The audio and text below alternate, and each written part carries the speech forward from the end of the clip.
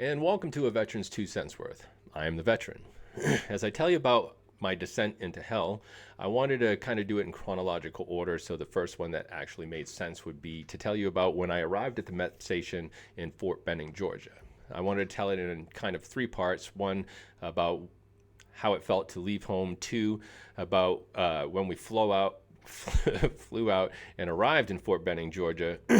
And three, about how it felt going through the process of being processed as a human. So when I left home, my mom obviously was distraught, and she offered me, alternate avenues, like maybe we can find a way to get money for college. But if you want to know the actual reasons and every thought that went through my head at that time, you can watch my first video, Should I Join the Military? And that will give you a more feel of the reasons behind why I did or made the decision I did. But the recruiter arrived, the guy that made me sign the paper. He arrived in an old green Oldsmobile military-style vehicle. And he gets out of the car and he opens up the door and he says, Private, do you have your toothbrush? I said, yes, Sergeant, I have my toothbrush. He says, good, you won't need it. Get in the car. So we get in the car, and you would expect, the recruiter to say, hey, you're making the right decision and all that, and, give you an idea of what's going to happen. But I got absolutely nothing. He was dead silent. Didn't tell me a damn thing. So we ended up going all the way, I believe it was to the Waterville Airport, where we were to fly out to end up eventually at the MEPS Station in Fort Benning, Georgia. So we go the whole, I believe it took us like 45 minutes. We made one stop so he could go get a drink. I was too nervous to even get out of the car. And all the way there, he said nothing. So we arrive like at the outskirts of where the airport was, at this like cheap little motel. Must have cost $20 for the room, because you could barely fit the bed in there, and there was a bathroom, a small toilet and sink, and that was about it. So he stops at this motel and he says, get out of the car. And so I get out of the car, and he says, that's your room, go in there, get some rack time, and in the morning we'll go to the airport and we'll fly out of there. So I go into the room. I had, I think, a small duffel bag. It had one pair of clothes in it. I had the jeans and the t-shirt that I had on. I believe it was a white jeans t-shirt, kind of the regular country boy look. And I had a Walkman cassette player. And I walk in this room, and I don't know how they expect you to really get any sleep, because, you have all these scenarios going, because that's the most he said to me. So I have no idea what's going to happen to me. So all these horrible scenarios are going through my head. So I get in my room, I, lay on the bed, and I stare at the ceiling, have all these horrific visions going off in my head for the next like 8 or 10 hours. And then I hear the bang on the door. It's like, I think it was like 5:30, 6 a.m. in the morning. And, as a teenager, you're used to getting up at like, 10, noon, depending on what you were doing the night before. So I open up the door, and the whole scenery had changed. There's all these other like recruits, and their recruiters are out there. All the recruiters have their car, and I'm behind that line of cars is this hideous looking bus that shouldn't even be legal. So we're all getting out, and they all have their like singular bags and their things, and they say, all right, load up on the bus, we're going to the airport. So we're like, okay. So we get on this bus, and they start the engine, and it sounds like Godzilla coming down the street, and all this black smoke goes everywhere. We're wondering if we're even going to survive the bus ride to the airport. So everybody's nervous as hell. Some people have the little wet spot because they wet themselves a little bit, and we start driving off. And I think we drove for like maybe 5-10 minutes, and we kind of went down the road and around the corner to the kind of back or the rear part of the airport, where you would expect to see like a plane that normal civilians would go on. But no, we get this small propeller plane. It's not a Cessna. It's about the size of 3 Cessnas. And there's this like ragged wooden steps. Like everything seemed like ragged for the military. And you think, having all the money the military can produce, that they'd have like good things. But, that's not right now. So we climb up onto the plane. The plane starts up. More black smoke comes out of the engines. And I mean, it's like horrible. We're not even going to get to where we're going. We're going to end up dead. So we all get on this plane. We're all shaking as hell. And we buckle up our seats, and we're waiting for the plane to crash. And we're flying. I think it was like, I don't know, 3.5. I mean, it shouldn't have taken as long as it did. But, the whole way, I'm kind of excited and kind of terrified, because I'm excited because I'm flying for the first time, and I've never done anything like that. I'm also excited because I'm finally leaving the state of Maine, which I had never done. But I'm terrified because I'm thinking the plane's going to fall out of the sky, and every time we hit a an air pocket. The plane like drops like 40 feet instantly, so your stomach, jumps out of your throat, and then it comes back up, so your stomach ends up going back down your throat and out your ass. So the whole way you're like terrified and excited. So we end up landing. So the plane actually lands, and we all survive the trip. And they pull up, they wheel up the stairs that you got to climb down, and they open up the door. Now, leaving Maine, it was like 70, 75 degrees. Now, when we got there and they opened up the door, it was like being punched in the face by a heat wave. Instantly I started sweating, and I had just gotten out of my seat, and I'd been sitting for like hours. So I was like, damn. So we get down the stairs, and as you're leaving the plane, it's getting hotter and hotter. I'm like, God damn, this is like the 7th level of hell. But actually it wasn't. It was only the 1st level of hell. I hadn't even reached the 2nd level yet. So I get down off the stairs, and they're like, get in formation. And we, at this time, nobody even taught us what a formation was. So we're all trying to line up because, you get common sense. You've seen movies. So you're trying to line up in all these rows, and everybody's, like stumbling around and bumping into one another. We all get into formation. I'm like in the 1st row. For some reason, I decided to stand in the 1st row, which was, if anybody knows it, been a basic training, it's a really stupid decision to make. But here I am in the 1st row, and I'm like sweating profusely, and my shirt is soaked, and the drill sergeants are coming down the line talking to people, and he's like 3 people away from me, and my knees buckled. I had passed out from heat exhaustion.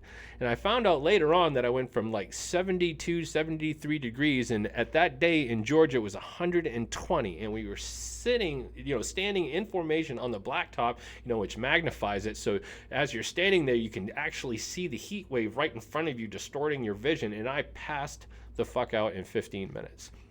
So I wake up, and they're like pouring water on my face. And the drill sergeant's standing over me, and he says, maybe you need an acclimatization period, son. I'm like thinking, well, it would seem so. So they pick me up, and they're, making me drink tons and tons of water till I'm almost ready to puke. And we see that there's a bunch of like trucks and trailers, and trucks pulling trailers, and they're all lined up in front of us, and they're like, get on the truck. So we're all like, get out of formation. We're all like trying to find how to get on these trucks, and we're all loading up, and some were trailers and some were trucks. And I end up getting on a cattle truck, and these were like real cattle trucks, like meant for cows. So I get on the cattle truck, and, usually the cows would have a ramp, but we had to, climb a little up because it was like 2 feet off the ground. And inside the truck had been riveted to the ground these like single slat pieces of wood that was supposed to be a bench. And we're on this bench, and then you're traveling for 2 hours, and then your ass starts losing feeling, and it's like getting worse and worse and worse. And then you're like, because you can't move, and your legs, the blood is coming out. You're like, how far are we going? How far? Are we ever going to stop? And it's like finally your legs are completely numb, and the truck stops. And you're like, finally, is this going to be a good thing or a bad thing? And then they open up the doors because, it swings open like any kind of semi-truck thing. And they open up the door, and they're like, get off my fucking truck. And everybody starts losing their mind, right? And I try to stand up, and my legs are so numb I can barely do it. And I notice that everybody else is trying to get up, and all their legs and asses are numb, and they're like falling down on. And so everybody's trampling everybody. A couple people fell off the drop of the truck a foot and a half. But when you land on your face, that shit hurts. People now have bloody noses and fat lips, and they're like, get into formation. And we notice that over there is this like big concrete kind of patio.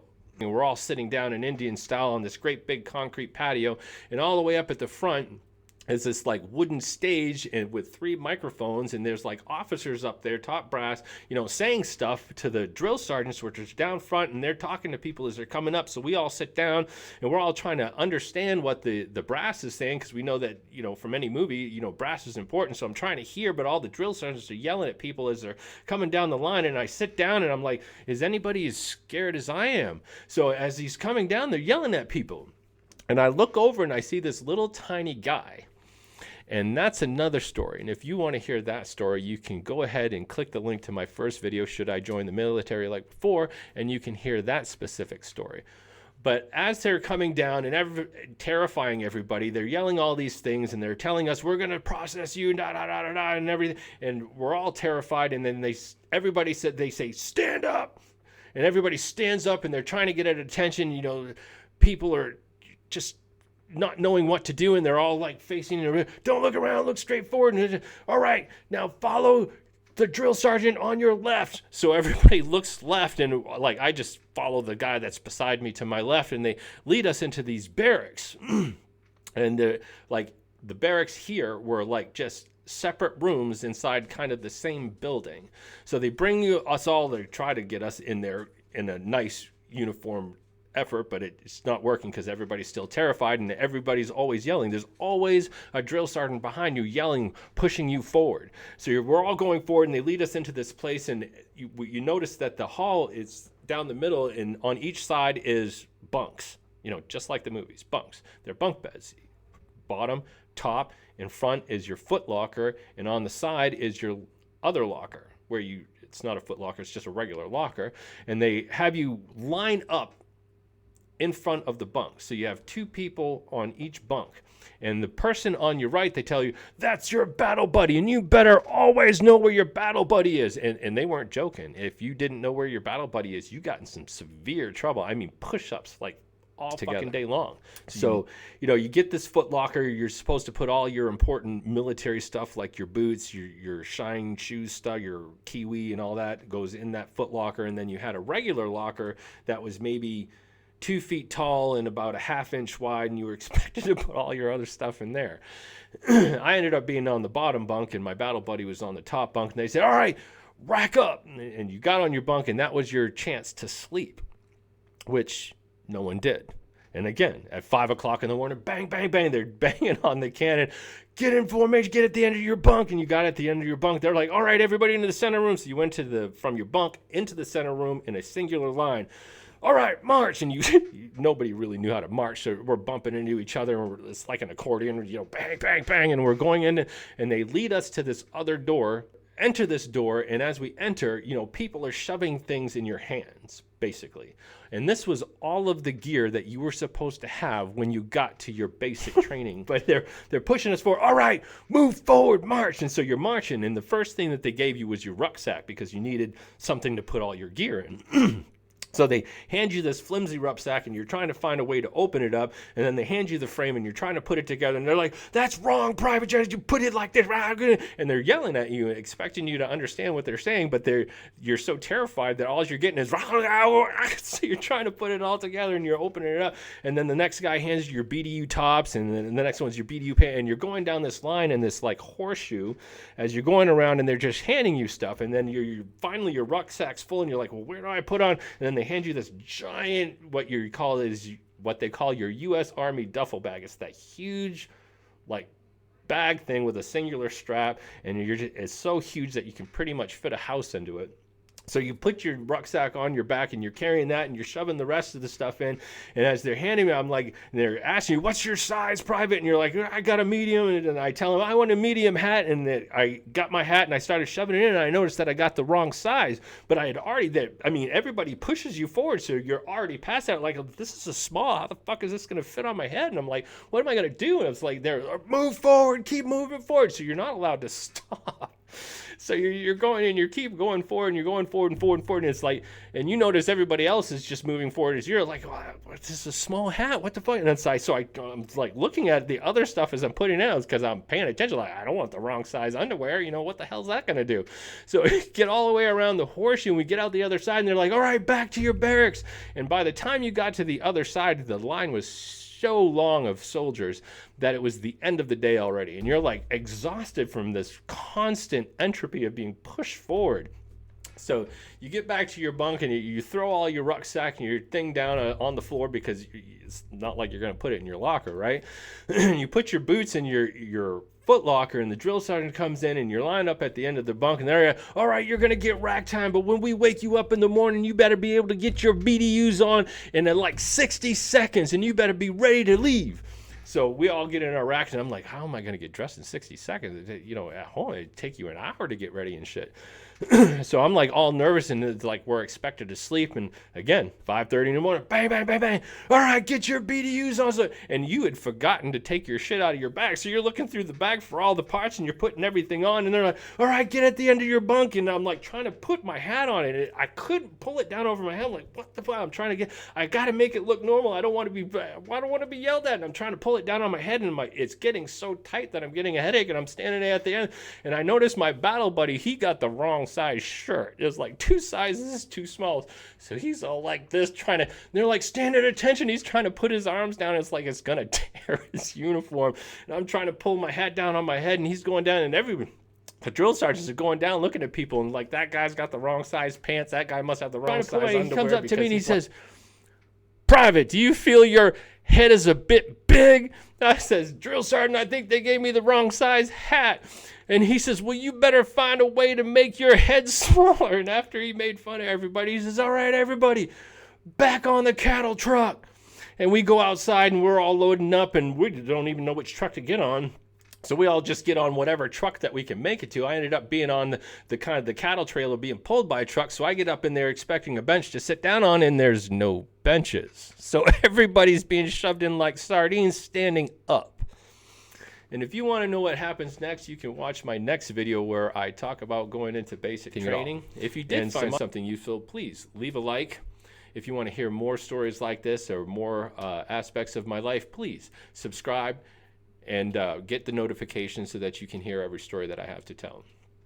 Again, I like to be of service. I enjoy being of service, and I hope that you take information away here to make you a better, more informed person than you were the day before. Everybody, have a great evening.